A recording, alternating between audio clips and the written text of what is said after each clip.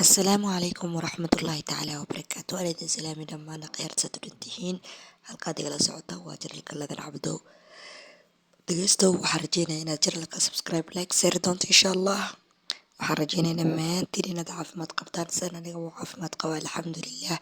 soo dhawaada walaalahayga, kan xanuunsan allah caafiyo, midka caafimaadka qaba allah u zaa'idiyo, kanan awlaad haysan awlaad baari allah siiyo, midka awlaadka haystan awlaadiisa allah u barakeeyo, kanan guurka haysan guur xalaal allah siiyo, midka guurka haystan guurkiisa allah u barakeeyo. waalidiinteena abka ab meeshaan ka farcanay allah subxaanahu watacaala ha u dambi dhaafo dhammaantood oo jannatul firdaws ala ha geeyo insha allah. walaalaheenni falastiin dhib ayaa haysto, ilaahay subxaanahu watacaala ha ka kor qaado. weliba hadda xabadii waxaa loogu diray gaajo, ilaahay subxaanahu watacaala culeyska ha ka kor qaado, culeyska ha ka kor qaado ilaahay subxaanahu watacaala. u duceeya walaalihiina insha allah. muslimiinta dhammaan waa walaalo, waxaan rajeynayaa inaad u ducin doontaan insha allah. waxaan rabaa inaan idinla wadaago maxaadiro qiimaheeda wadato. kusoo dhawaada, ha noqon baqiil, la wadaag walaalaha kale insha allah. hal iyo laba haddii aad gaarsiiso waxay la mid tahay adigoo ajirka ayaad la qaybsanaysaa insha allah.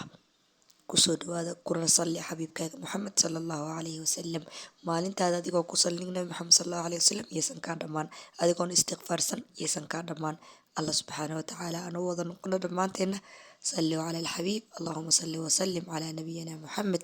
kusoo dhawaada muxaadaradeeni siina faafiyo insha allah. waxaan idinka tegay tani kulanta dambe, wabilaahi towfiiq, wasalaamu calaykum waraxmatullah. muxaadarada ayaan idin soo fasixi doonaa insha allah. aamina booramay ka soo qorto waxay leedahay cimrigaygu waa 31 ayaan marayaa. mid kasta oo ii yimaada oo guriga doonaya waa ka shakiyaa ilaa aan idhaahdo ku dhaara inaanad weligaa sinaysan. ma sax baa? jawaabtu waxa weye ma sax maaha, waa qalad. qofka lama baadhbaadho dembigiisii hore. ataa'ibu min adambi kaman laa danba lah. qofku hadduu atawbatu tajubu maa qablaha, xadiidkii saxiixa, towbadu dembigii ka horeeya way dumisaa. dee wax ilaahay qofka ka dhaafay maxaad ka doondooni? shakigaasina sax maaha, waa waswaas shaydaan. qofkan diin iyo akhlaaq wanaagsan kol hadduu hadda leeyu ku dhaqi karo, afaarihiisii iyo arrimihiisii hore ha baadhbaadhine dee guurso. hadduu ku anfaci waayo labadaanu kugu anfacayna iska dah. xataa waxa qalada tan soomaalidu ay idhaahdaan gabadha inaanad ka sinaysanin ku dhaaro. sinada layskumaba dhaariyaba, qofku hadduu dafiro laguma qasbaba. ilaahay baynu dembi dhaaf weydiisanaynaa subxaanahu watacaala, wax walba inuu naga dhaafo oo shar ah iyo macaasi ah, khayrkana uu inoo badiyo. faadimo cabdirasaaq burcay ka soo qortay waxay leedahay qof dhalinyaro ah baan ahay, intaanan guursan dhacdhacbaa iska jiray, qaladaad xagga dhowrsoonaanta ah. sideen uga toobad keena? dee toobaddu wax adag maaha. sidii ummadihii hore ee reer banu israa'iil la odhan jiray isdila, oo qofka toobad keenaya hala dila, innaga maaha. fatuubuu ilaa baariikum faqtuluu anfusakum bay ahayd. marka ilaahay u toobad keenaysaan dee isdila oo qofkii ka hor laga siiya. innaga alxamdulilah shuruudo 4 un baad ku dadaali inaad dembigaa isagaa ka go-do, ka hadho, go-aansato inaana dib ugu noqon, ka murugooto, xaq bani aadam hadduu yahay in aada celiso.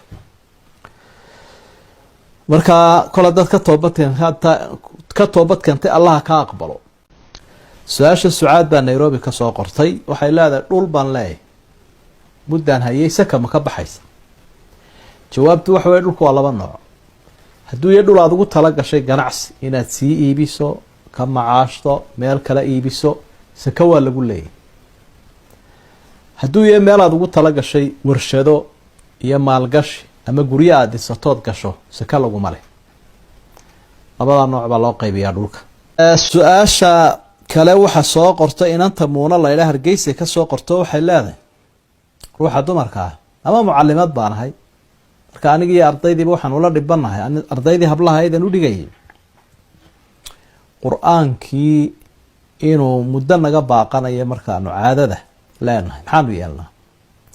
oo marna iyagiiba ku dhacaysaa, marna anigiiba igu dhacaysaa, markaasaan isweyweydaaranaynaa. jawaabtu waxa weye culimada islaamku waxay u badan yihiin ruuxa dumarkii mar haddaanay daahir ahayn, dhiiggii caadada leedahay, kii dhalmada leedahay, qofkii janaabo leeyahay, waqtigaa inaanu kitaabkii qaadaynin, qur-aankiina akhriyay. ilaahay baa yihi laa yamasuhu ila almudaharuun. kitaabka qur-aanka ma taabanayo qof daahira mooyaane. marka akhrintiina waa sidoo kale dee adilo kala sheegaysa oo qaarkood ay culimadu leeyihiin xasan iyo saxiix buu gaaray qayb ka mid a culimadana waa banaynaya oo waxay leeyihiin maya way u bannaan tahay inay akhriyi karto taabana karto sidaa daraaddeed wakhtiga aad ka maarmi karto inaad iska daysaa fiican oo aanad qur-aankii akhriin mar haddaanad ilaaweyn mar haddaanad imtixaan ku jirin wakhtiyada xaaladdu ay kugu adagtahay ama imtixaanaad ku jirto ama aad ilaaweysana qowlkaa banaynaya aad iska qabsan adig iyo hablahoba laakiin inta kari kartaan dadaala marka u baahataanna waa akhriyi kartaan insha allah qowlkaa idinkoo daliishanaya wahada ma aquluhu waastaqfiru llah wallahu aclam jacfar faransiisku ka soo qoro waxa uu leeyahy marka salaada la tukanayo labada gacmood ee la taagan yahay halkee la dhigaya ma halkan ma xundhurta hoosteeda jawaabtu waxa weeyaan dhowr qowl baa jira laabtaa la saaraya iyo waa laga hooseysiinaya iyo xundhurta hoosteeda la saaraya laakiin qowlka ugu raajixsan waxa weeye laabta in la saaro labada gacmoodna midig iyo bidix saa la isu dul saaro midigtu ay sareyso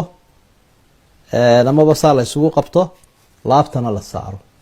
imaamu nawowi siduu masalada markuu majmuuca ku sharxayo qowlkaasaa raajixa 2008 bishii ramadaan Canada Toronto anoo jooga September bayad baan u malaynayaa 17keedii iyo 18keedii waxaa ii yimid gurigaan deganaa amin aroore ugu soo garaacay niman sirdoonka waddankaasa siisas baa la yidhahdaa magacu marka la soo gaabiyo wuxuu yahay ma aqaan siisas laba nin bay ahaayeen waxaa la yidhi waxaa ka horreysay marka usbuuc ka hor baan waxaa sawirkaygiiba intay qaadeen bay masaajid badan ninkan ma taqaana shacabka Soomaaliyeed baa soo orday waxaa la yidhi nimanku ay ku raadinayaan carar waxaa dhi carar ma ilaa fudud isgalino waa khaa'imiin wey waxay rabaa inay ku bajiyaan maxay leeyihiin guriga aan sanad hore deganaaba intay tageen ninkan ma taqaanaa waa 2006 kii aan deganaana way tageenoo intaan martida ku ahaa way weydiiyeen masjid iskarbaro ku yaallo oo xaafad kor ku yaallo oo niman muslimiin reer waqooyi ay u badan yihiin ayay tageen jaaliyad Soomaaliyeed ay joogto way tageen way wareejiyeen anoo masaajid iska joogo 10 akhrisanaya suuq waxa soo galay wadaadka baa la raadinaya sawirkiisa baa la wadaa wadaadka hal badbaadiyo waxaan ku duqeyli iyo culimada iyo markaskii Mr Khalid fi Toronto wadaadii joogay baa qof garin waxaan ku inaan dambi qabanaa isooga iska nasta dambi ma qabo cidna dambi kama galin isdajiya waxa laga yaabaa in xataa ku tuunsan yahay inay wadaadku iska fiican yahay ama hoosta wax ka dhiibaa bogda la durgada bareeq qaba waxaan ku inaan cudur aanan qabay ana hubee waxay gaalo cudur ka dhigata ma qabee iska jaayaan ku iska daayay faraha ka qaada aroorta dama ila yii iyagoo sawirkooda wata marka albaab ku furo waxay dhan sawirkooda adiga ma aha waba aragtaa soo gali karaa baan ka fahmay warkooda intaas waan yar fahmi karaa marka waxaan fadhiista islaantii la joogtay reerka dhawaa qorba loo qaxay waa la salsalay nin hadda jooga Mareykanka oo ducaada dhalinyarada kamid ah oo Yaasiin la yiraahdo Abu Abdul Khaliq baa afkan yaqaan afkan qalaad iiga turjumanka hal saac iyo 45 daqiiqo maalinka kubad wareysanaya su'aalo sim jim سينجين بيودين محو هاي هل ساعة 45 دقيقة مالك دنبه 2 ساعة دheeraad bay warka wadeen waxaad moodaysaa wadaad salafiina oo aqoon leh oo diinta yaqaan in imtixaan ka qaadayaan waxay yiraahdeen wax yar oo su'aal yar oo weydiin soo qadimahaya maadaama yar daasheen shaqada in lagu daro waa laazim waxay yiraahdeen waxaan ku weydiinay su'aalo ma ku weydiin karaa bay weydiin haabaan ku waa loo sheegay waxaan doono ma ku weydiin karaa wuxuu suuragal aan ku say u socotay waxay gaareen Abdullah Ismaad ka aaminsantahay Abdullah Ismaad ka aaminsantahay waa u dambiyo waxa ay waa muwaadin Soomaaliyeed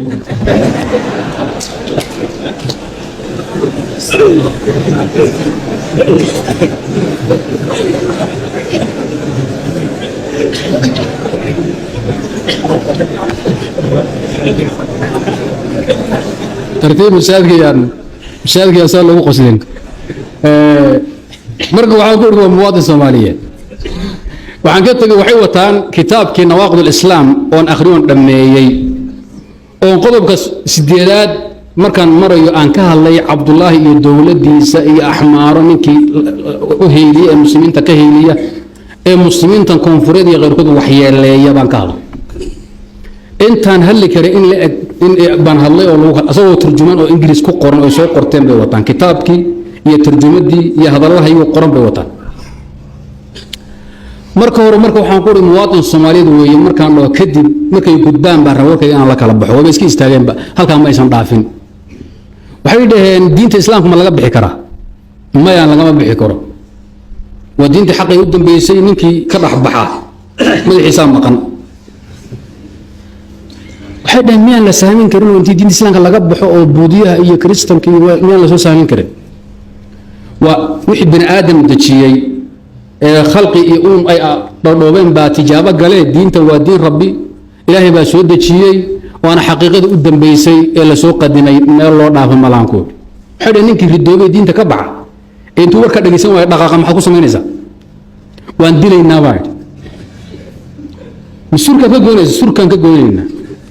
ay qorteen wuxuu dhan qoran haya midna su'aaluhu weydiin midna waxa la sheego qoran haya laba shaydaan bay ahay waxay dhaheen yaa dili